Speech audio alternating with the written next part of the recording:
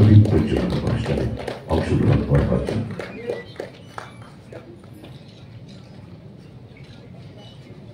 এই শুভ মুহূর্তে অগ্নিকে সাক্ষী রেখে আমাদের মনকে শুদ্ধ করে আমরা চলেছি ত্রয়োবিংশ নাট্যমেলার শুভ মুহূর্তে।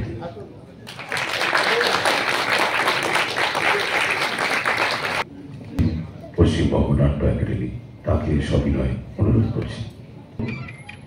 পশ্চিমবঙ্গ সরকারের মাননীয় মন্ত্রী মহোদয় শ্রী দিলীপ মণ্ডল, পৌর প্রধান, মহকুমা শাসক এবং অন্যান্য উপস্থিত বিশিষ্ট এবং সম্মাননীয় অতিথিবৃন্দ এবং সুধীজনেরা, পশ্চিমবঙ্গ নাট্য একাডেমির আয়োজনে